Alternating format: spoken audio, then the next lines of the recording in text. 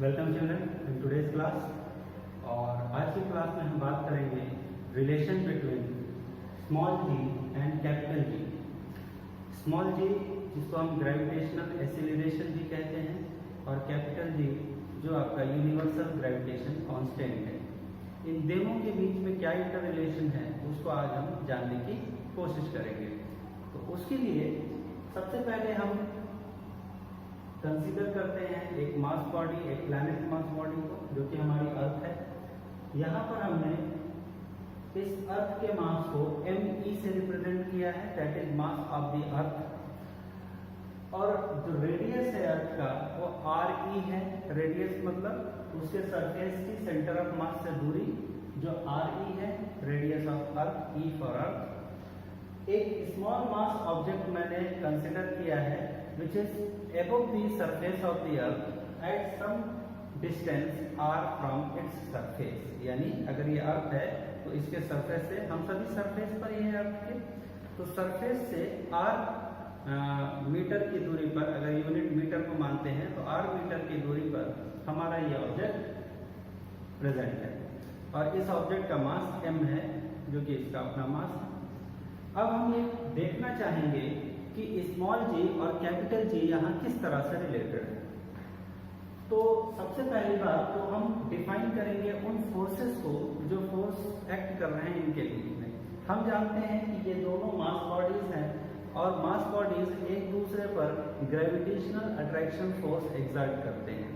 तो force exerted by this m mass object on the earth could be written as the gravitational force acting between them, that is F is equal to G me m upon re plus r square। बिल्कुल clear है। Universal gravitational constant हमारा G है, यहाँ पर me mass of the अर्थ है, m mass of the object है और इन दोनों के सेंटर ऑफ मास के बीच की जो दूरी है वो re प्लस r के बराबर है। इन दोनों डिस्टेंस को, यानी रेडियस ऑफ द अर्थ और distance of the object from the surface of the अर्थ को जोड़ने पर हमको दोनों ऑब्जेक्ट के बीच की डिस्टेंस पता चलती है। तो हम यहाँ पे हमने ये फार्मूला लिख दिया जो कि पहले से ही वेल नोन है, जिसको हम ग्रेविटेशनल फोर्स के नाम से जानते हैं। इसको हम इक्वेशन 1 ले लेते हैं। अब अर्थ जो है इस ऑब्जेक्ट को अपनी तरफ भी खींचेगा। अर्थ इस ऑब्जेक्ट को अपनी तरफ पुल कर रहा है, इस स्मॉल ऑब्जेक्ट को। वो फोर्स कैसे निकाला जा सकता है? न्यूटन के सेकंड लॉ से। ये कहां से है? This is Newton's from Newton's law of gravitation. Now from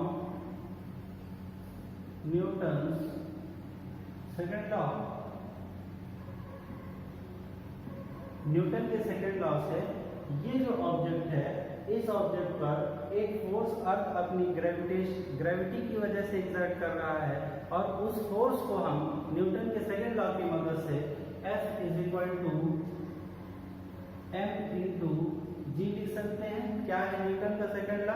Newton का सेकंड लॉ है F is equal to mass into acceleration. और यहाँ पर इस ऑब्जेक्ट पे जो एक्सीलरेशन एक्सपीरियंस किया जा रहा है वो इसका ग्रेविटेशनल एक्सीलरेशन है, जिसको हम स्मॉल g से रिप्रेजेंट करते हैं। तो न्यूटन के सेकंड लॉ के अकॉर्डिंग इस ऑब्जेक्ट के द्वारा, इस ऑब्जेक्ट पर अर्थ के द्वारा जो फोर्स लग रहा है उसको हम इस फार्मूले से भी लिख सकते हैं। ये हमारा सेकंड इक्वेशन हो गया।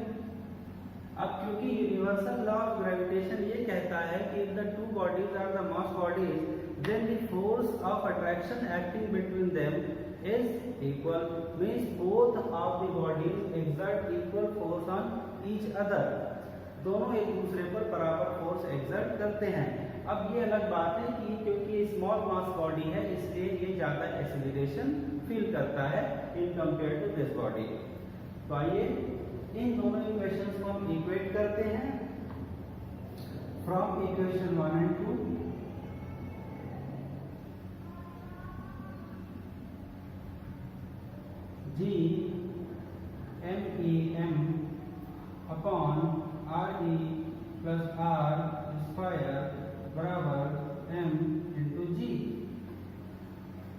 ये m अगर हम इसको ट्रांसपोज करें या इस m को अपॉन में यहाँ भेजें तो हम क्या पाएंगे कि ये दोनों m एक दूसरे को कैंसिल कर देंगे, ये दोनों खत्म हो जाएंगे।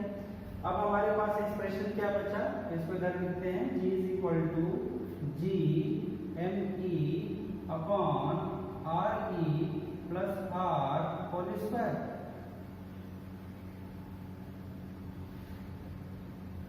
अब यहाँ पर एक छोटा सा कॉन्सेप्ट इंट्रोड्यूस करना चाहते हैं ताकि हम ये देख सकें, ऐसा हम क्यों कर रहे हैं, ऐसा हम इसलिए कर रहे हैं ताकि हम ये देख सकें कि जो ग्रेविटी है, जिसको हम स्मॉल जी ग्रेविटी के नाम से जानते हैं, उसका अर्थ के मास और उसके रेडियस के साथ कैसा रिलेशन है। हम उसका डायरेक्ट रिलेशन उसके मास और उसके रेडियस के साथ जानना चाहते हैं। तो हम इस एक्सप्रेशन को थोड़ा सा और समराइज करेंगे। उसके लिए एक छोटा सा कॉन्सेप्ट है, पहले उसको देखिए। साइंस में हम लोग साइंटिफिक नोटेशंस की बात करते हैं और सिग्निफिकेंट फिगर्स की बात करते हैं यूजुअली। तो आप देखिए, अगर हमारे सामने 42.00003 लिखा हो और हमको इसको साइंटिफिक नोटेशन में लिखना हो या इसको राउंड ऑफ में लिखना हो, तो जनरली हम क्या यूज करते हैं, हम इसको 42 से लिखते हैं, ये 42 लिखा जाएगा। तो सवाल ये खड़ा होता है कि अगर ये हमारा जो रेडियस ऑफ अर्थ है, radius of earth is a very large quantity in compare to the distance between the object and the surface of the earth. ये डिस्टेंस इतना ज्यादा छोटा है कि ये डेसिमल के बाद नंबर ऑफ जीरोस के बाद कहीं जाकर एक फिजिकल एक सिग्निफिकेंट क्वांटिटी निकल कर आएगी, एक नंबर निकल कर आएगा। तो इतने छोटे नंबर को इस तरह से लिखने के बजाय हम उसको हमेशा राउंड ऑफ फॉर्म में लिखेंगे। तो रेडियस ऑफ अर्थ जो है उसका साइज इतना बड़ा है कि इस पूरे एक्सप्रेशन में जो सिग्निफिकेंट वैल्यू है वो रेडियस ऑफ अर्थ की ही रह जाएगी। ये वैल्यू बहुत छोटी होने की वजह से नेग्लिजिबल मानी जाएगी, और खास तौर से अगर उस पर स्क्वायर लगाए तो और भी दिक्कत है। जैसे देखिए, अगर हमने कहा 2.05 दिस इज अ वैल्यू, और अगर हम 2.05 पे स्क्वायर लगा दें तो ये 2.05 इंटू 2.05 मतलब कि 1234, यानी कि आपको 4 डिजिट के बाद डेसिमल पुट करना पड़ेगा, ये वैल्यू और छोटी हो जाएगी आफ्टर द डेसिमल। तो स्क्वायर के बाद डेसिमल वैल्यू और क्लियरली समझना है। आप 0.01 का स्क्वायर ले लीजिए, 0.01 का स्क्वायर क्या हो जाएगा, 0.0001। तो डेसिमल आफ्टर डेसिमल डिजिट्स जो होती हैं, उन डिजिट्स का स्क्वायर और छोटी वैल्यूज लेकर आता है, और छोटी वैल्यू फॉर्म करता है। तो इसलिए हम कहीं ना कहीं हम ये देख पा रहे हैं कि RE प्लस R में जो RE है वो बहुत ज्यादा बड़ा है इन कंपेयर टू R। तो हम टोटल सम में उस R को इग्नोर करके RE अकेले लिख सकते हैं। तो ये हो जाएगा G is equal to G ME upon RE square. अब इस फिगर को गौर से देखिए, इस एक्सप्रेशन को गौर से देखिए, G is equal to G ME upon RE square. ये एक्सप्रेशन बताता है relation between small g and capital G।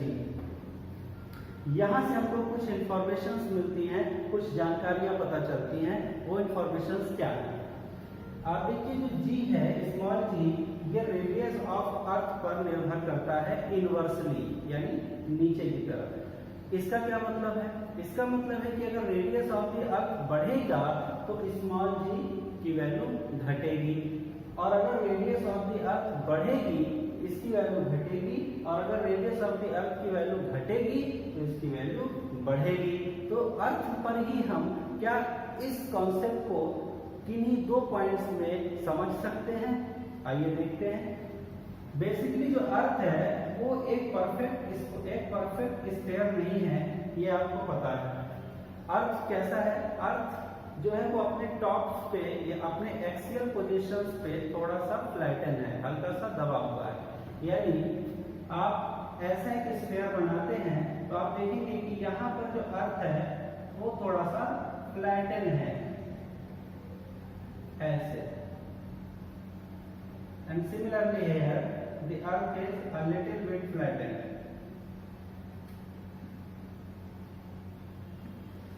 Axis पर अपने एक्सियल पोजीशंस पे जो अर्थ है वो थोड़ा सा फ्लैट है, दबा हुआ है। उसकी वजह से क्या मिलेगा कि ये जो दूरी है और ये जो दूरी है, इन दोनों दूरियों में ये दूरी लार्ज है, ये दूरी स्मॉल है। यानी कि अर्थ के सेंटर से, from the centre of mass of the अर्थ, जो दूरी है सरफेस की वो पोल्स पर कम होगी और इक्वेटर पर ज्यादा होगी। अब हम अपने इस एक्सप्रेशन की मदद से अर्थ की ग्रेविटी पर क्या असर पड़ेगा, ग्रेविटेशनल एक्सीलरेशन पर क्या असर पड़ेगा वो देखेंगे। अगर रेडियस ऑफ द अर्थ ज्यादा है तो उसके कंपेयर में जो ग्रेविटी है वो रिड्यूस कर जाएगी। तो पोल्स पर जो ग्रेविटी है वो कैसी होगी, क्योंकि इसका रेडियस जो है वो क्या है, कम है, तो पोल्स पर ग्रेविटी या ग्रेविटेशनल एक्सीलरेशन मैक्सिमम होगा और इक्वेटर पर ग्रेविटेशनल एक्सीलरेशन मिनिमम होगा। तो इस तरह से हमने देखा कि जो ग्रेविटी है हमारी वो किस तरह से निर्भर करती है हमारे अर्थ के रेडियस पर। हमारे अर्थ के रेडियस पर ग्रेविटी का डायरेक्ट इंपैक्ट है, डायरेक्ट असर है। तो ये था हमारा relation between the small ji and capital G. और अगर हम इनके बीच डिफरेंस समझना चाहें तो डिफरेंस भी बहुत क्लियर है। स्मॉल जी जो है वो ग्रेविटेशनल एक्सीलरेशन को रिप्रेजेंट कर रहा है, capital G universal gravitation constant को रिप्रेजेंट कर रहा है। कैपिटल जी के लिए अगर हम यूनिट की बात करें जो हमने पहले भी क्लासेस में देखी है, कैपिटल जी की यूनिट हो जाती है फोर्स की यूनिट न्यूटन होती है। Newton metre square kilogram -2, kilogram to the power -2। वहीं पर अगर हम ग्रेविटेशनल एक्सीलरेशन की बात करें तो इसकी यूनिट एक्सीलरेशन की यूनिट होती है मीटर पर सेकंड स्क्वायर। उसी तरह से ये ग्रेविटी की जो वैल्यू है ये कांस्टेंट नहीं होती, ये अलग अलग प्लैनेट के लिए, अलग अलग पोजीशंस के लिए, प्लैनेट पे ही दो अलग अलग पोजीशंस के लिए अलग अलग हो सकती है। लेकिन जो ग्रेविटेशनल कांस्टेंट है, जो कैपिटल जी है, ये थ्रू आउट कांस्टेंट होता है, ये पूरे यूनिवर्स में कांस्टेंट होता है, इसकी वैल्यू में कोई चेंज नहीं आता। तो ये था difference between the G and G. और इस तरह से आप न्यूमेरिकल एक्सप्रेशन डिराइव कर सकते हैं स्मॉल जी और कैपिटल जी के बीच में। आई होप कि ये वीडियो आपके लिए एक बेटर अंडरस्टैंडिंग डेवलप करेगा। Thank you very much for today's class. Thank you, good luck.